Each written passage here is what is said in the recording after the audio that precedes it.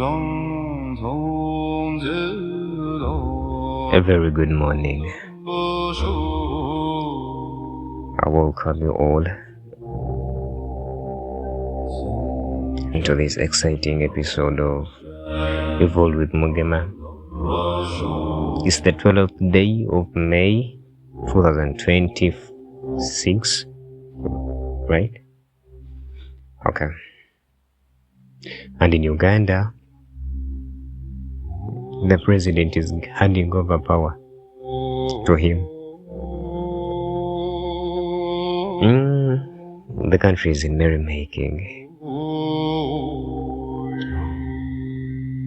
It's a public holiday.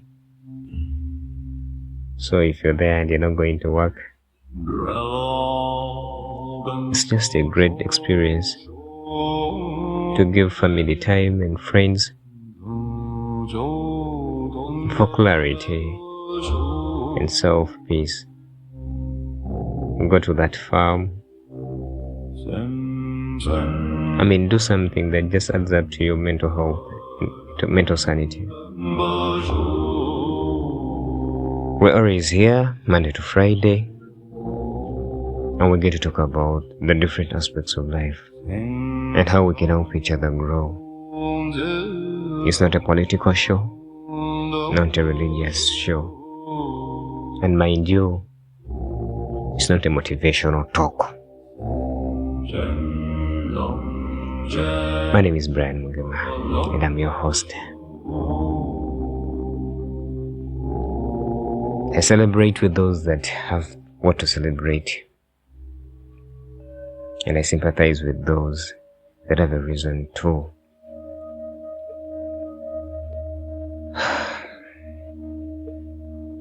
Well, today we're going to talk about something that I've called the psychology of losing everything. How to start over from zero. So if you're there and you've not subscribed to my channel, please do. Let's share this algorithm that the self-help, self-improvement content is actually loved by people. And that's how we can always grow. Okay. Today, this show is not for everyone. It's for that person that is at the verge of giving up. It's for that person that feels like all is gone. I've come for you. I've come to speak to specifically you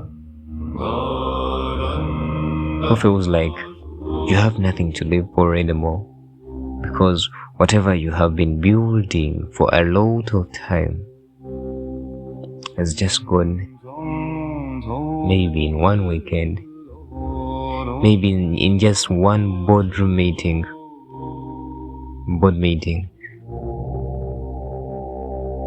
Maybe it's just gone because of one contract that you have lost. This is life. We all go through such. Many have. So when someone feels like all is gone, they're not just sad, they're experiencing a total collapse of their perceived reality. I've come for someone who is feeling like whatever they've been perceiving of their reality as their reality no longer makes sense to them anymore, because they've lost it all. You have lost it all. You are in this situation whereby you don't even feel the power, you don't feel the energy to wake up as you used to. Because why would you even wake up when all that you've been fighting for is gone? Is going. It could be in your marriage that the spouse you've always fought so much to elevate is actually leaving you. It could be a marriage at the verge of breaking,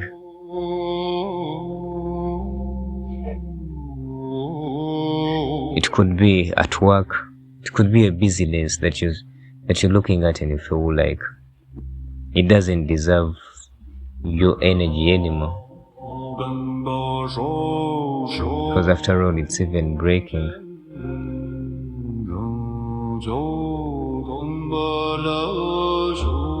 The next 20 minutes are for you. We're going to dig deep into this.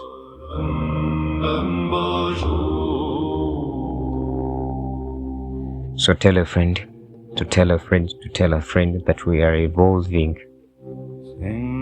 On the YouTube channel, Evolve with Mugema.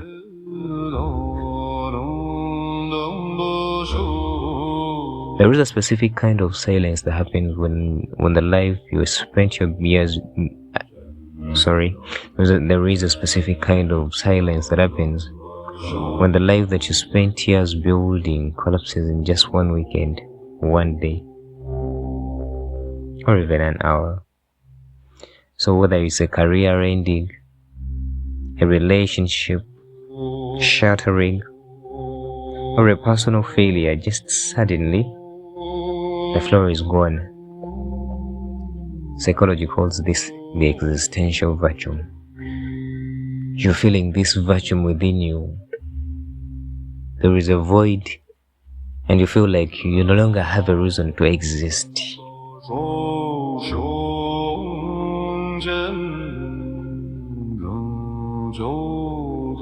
Today we're not just going to give the platitudes of everything happens for a reason. Everybody says that. We're going into the dark to find the blueprint for how to actually crawl back out of the vacuum, of that void, the existential vacuum. How to crawl back and become the better person we once were. How to regain our mental sanity. How to be happy again, and how to rebuild what we've lost. That's why I said that is the art of restarting from zero. So before we even go into the depth of whatever it is, let's first ask ourselves a question. Why does it hurt so much when you feel like you're losing everything?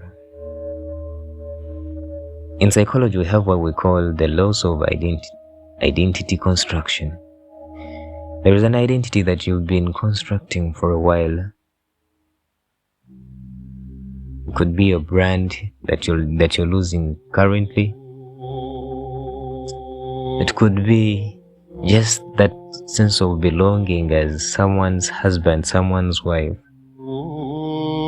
So once this thing starts falling apart, you're actually also losing the identity that you've constructed for a while. Just that, as it sounds so simple, could be a very big reason to break. Because our brains don't distinguish between a threat to our physical body and a threat to our social identity. So to your nervous system, losing your career feels like a physical attack. Losing that marriage feels like you're physically being attacked. And this is how anxiety and depression starts. Because the nervous system can distinguish between the social and the you physically. That's why when it happens onto your mind, it happens in the physical as well.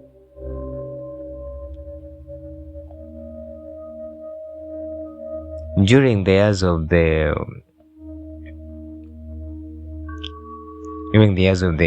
Jewish Holocaust, there was a writer who was called Viktor Frankel. Now this Viktor was a psychiatrist, and he also survived the camps himself. He wrote in his book titled Man is Searching for Meaning, and he said that he who has a why to live for can bear almost anyhow. Remember, we talked about the loss of identity construction. The identity that you've constructed has actually given you a reason to live for. And once you lose it, which actually happens in most cases at this stage, when everything falls apart. Once you lose that reason to live for, you can't come back. But Frank observed that those who survived the camps were not necessarily the strongest, but those who could live, who could find a why, even when their what was stripped away. And that is what I'm telling you, who is at the verge of giving up because you have lost so bad. There was a reason as to why you started. There was a reason as to why you got into that marriage. There was a reason as to why you got into that relationship. In the first place, you had a why for that business. You had a why for that company. You had a why for looking for a job. There was a why for bearing children. You're having those children that are seemingly so much stubborn as adolescents, and you feel like giving up on them. Remember the why. It will always keep you moving. I remember back in 2020, I wanted to do what I'm doing right now. But all the odds were against me. Everything, financially, socially, come to think of whatever would tell someone like me to do what I'm doing right now. It had actually substantiated. And my mentor would always tell me, I believe in you. You can do something. Deep inside me, I knew I could do something. But boy, it was tough. Each day I would remind myself, I'm a voice unto this world.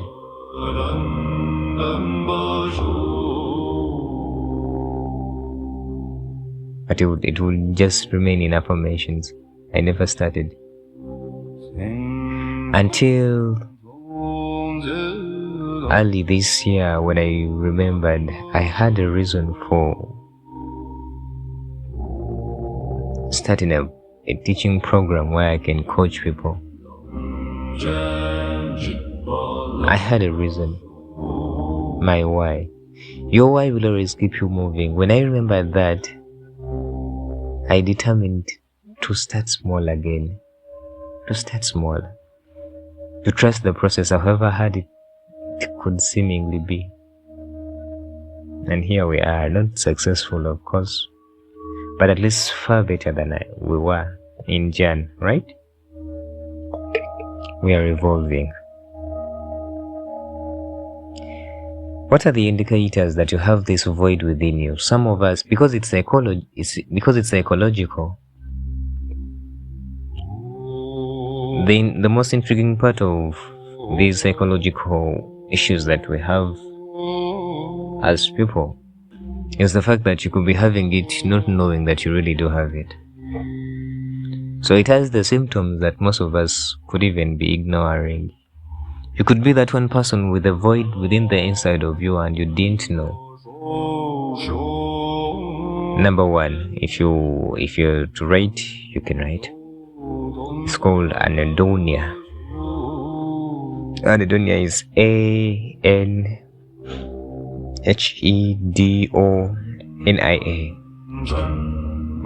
Now, anhedonia is just a psychological term to mean the inability to feel the pleasure in things you used to love. If you are this kind of person that used to be interested in certain things and you're no longer interested, and you give no substantial reason for this, you could be having a void within. You could be going through a specific kind of winter. You could be this person that has lost their why, because your why will always push you. It will always push you, even when you feel like you can't go to that gym. You will at least do some home workout to keep fit, if that was your why. So if the things that used to interest you, the things that used to excite you, the things that you would be so much invested in no longer matter to you, you could be having this void, and you actually need to talk to someone. You need help immediately. Number 2, there is a temporal distortion. Temporal distortion. So if you're feeling like the future doesn't exist or is a blank wall, it's actually you're feeling distorted. You could also be having a void unknowingly. This happens to us, especially it comes so post-traumatic. Could be after a breakup, a divorce, and you feel like the future doesn't exist, or if it's there, it doesn't have a place for you. You feel like life is a blank wall. It so happens when you've just lost this job that you so much loved, that you have invested all your time in for over 20 years, and you've been working for them, and everything was just there for you. You thought maybe one day you'd be promoted and get onto the board, and kaboom, you're now jobless. You feel like you're at the dead end, and you're feeling like everything is gone. You could be this person, the void, and you actually need someone to talk to.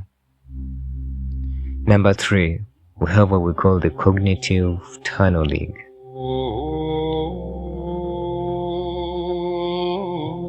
This is where your brain focuses so hard on the crisis that you lose the ability to see the alternative solutions. Most of us are stuck onto a situation that actually pushed us down, that we even fail to look for the possible solutions for this problem we're having. And if you're having this cognitive tunneling, you're only amplifying the problem, the crisis, that you can't even see the ability. Rather, you can't even see the alternative solutions. You could be having a void. In most cases, when you have this void within, you always want distraction, not clarity. You always want things that are going to make you forget what it is, not facing it for your own good. You can't run forever.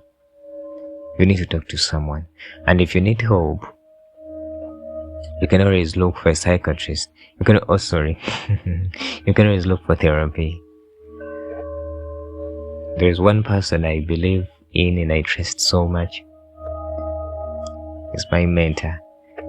He's called Andrew Chamagero. So you can always email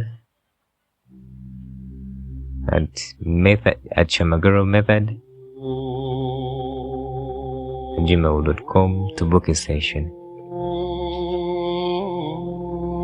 Or better still, you can let us know in the comment section so we can help each other. Okay? For those of you that have studied much about Greek history, must be knowing of a man called Zeno of Citium. He's actually the founder of Stoicism. Zeno was a wealthy merchant. He had it all. And one day he wakes up and he's broke.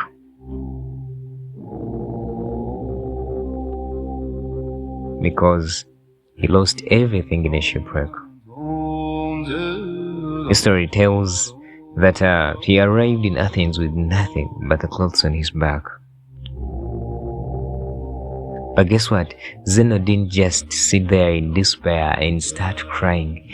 Zeno didn't just look, he didn't pity party. He didn't look for a reason to stop because he had lost it all. Instead, this just showed him that maybe he could use this space to become someone else, someone better. He went into a bookstore of those days and started reading philosophy, and eventually created a school of thought that has lasted for 2,000 years now.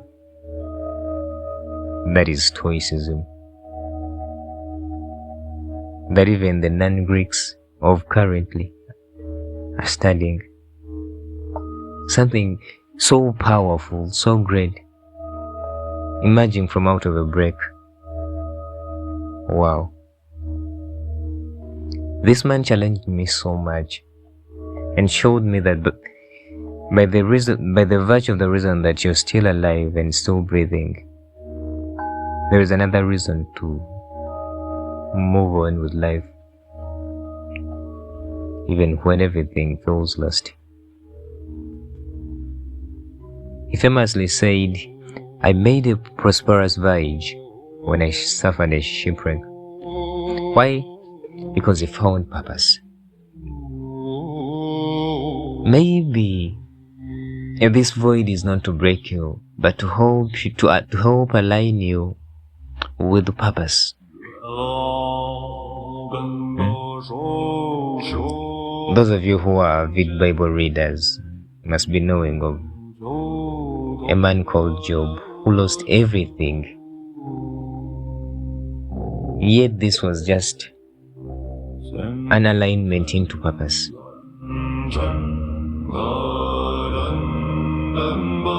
The Bible also talks about Ruth, who lost her husband. It's like she had lost everything.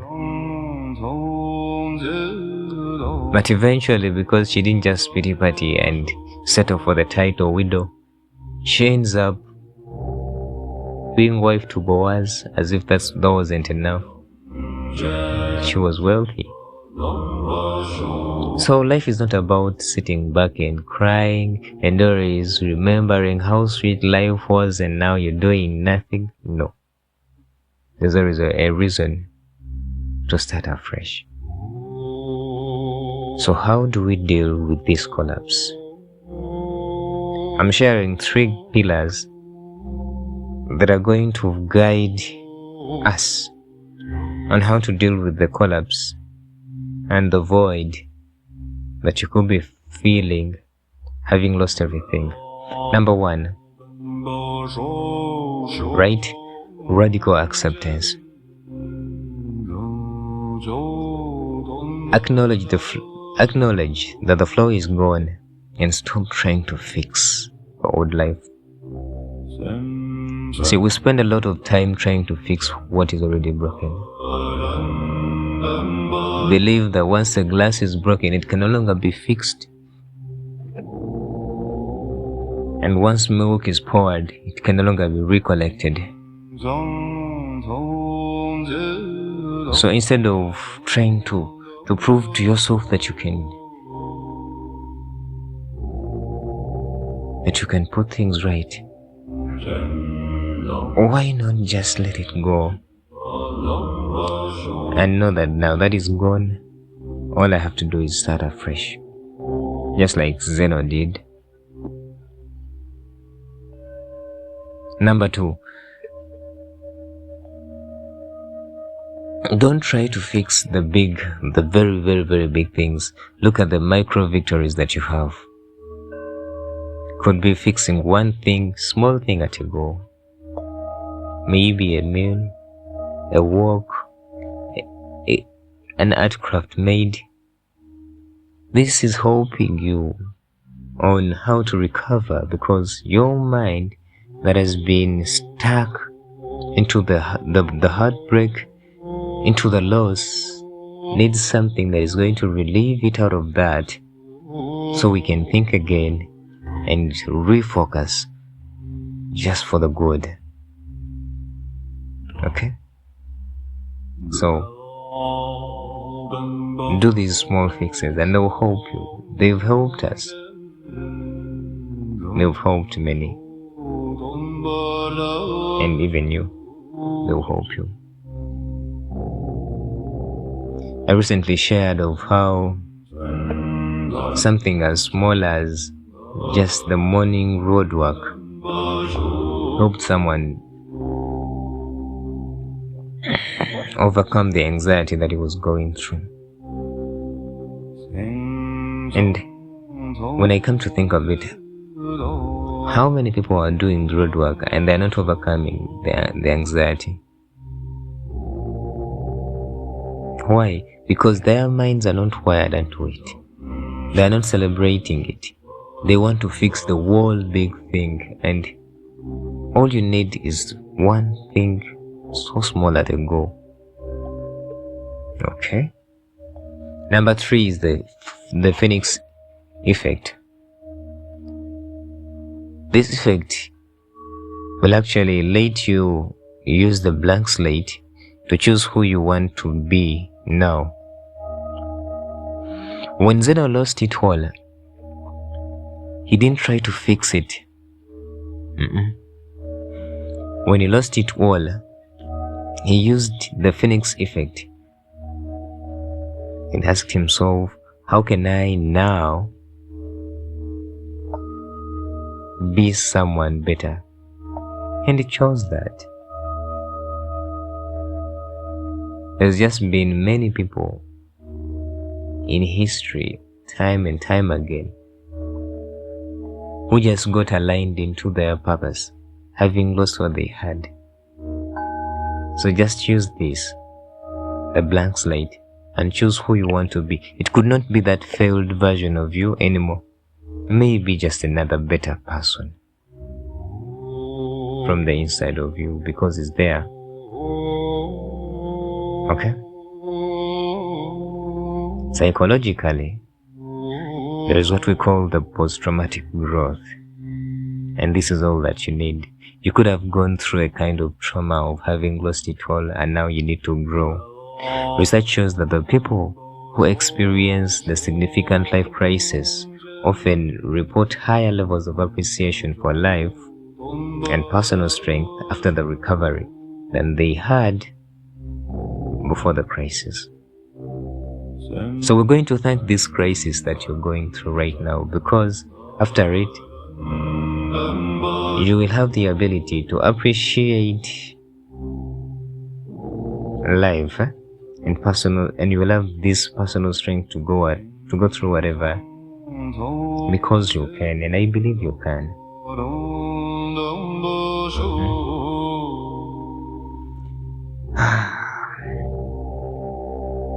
You see, if you've never gone into an hospital, you cannot be thankful enough to God for the gift of life. But once you go there and look into some wards where people are actually fighting for life, you have a reason to thank God for that. You have a reason to be grateful. So it's only after having gone through a lot of trauma that you can actually understand how it feels to feel traumatic. And at that time, at that moment, You can go through whatever because you have the mental ability, you have the mental resilience when you've recovered. Albert Camus, in his novel The Lyrical and Critical Essays, say that in the midst of winter, I found there was within me an invincible summer.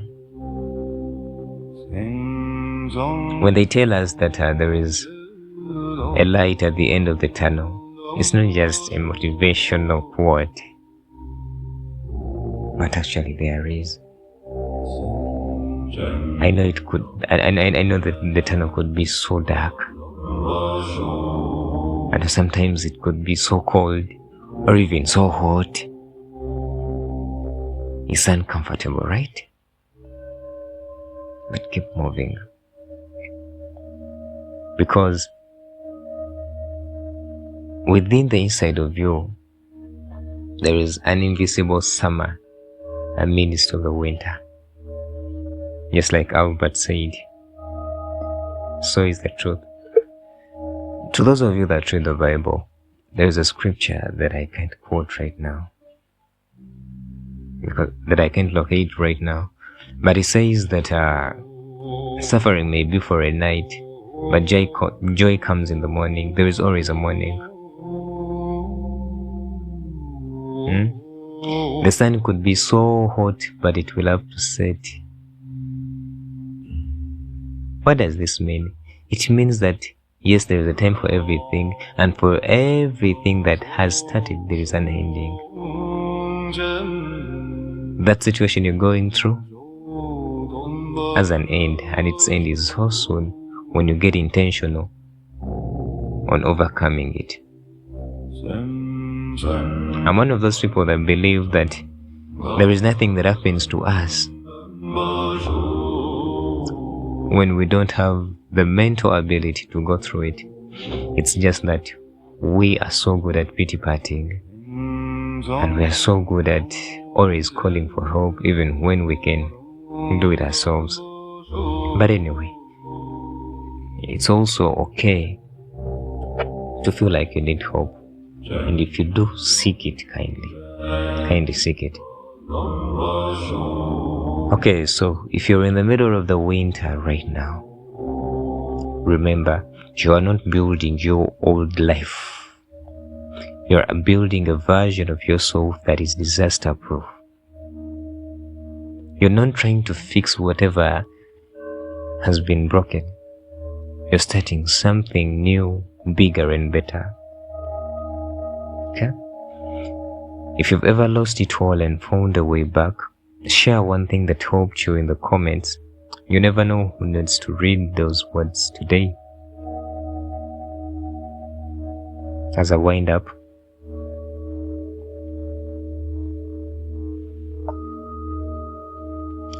whatever you're going through it for a purpose and a reason. And it could be your alignment into your better self. So, don't just sit back. Seek help where need be. And know that you can go through it, because you really can. My name is Brian Mugema. I want to thank you for that time.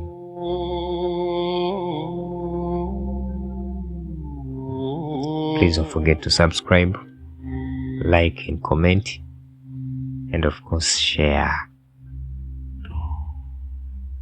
Okay, from me to you all, have a nice day. I love you.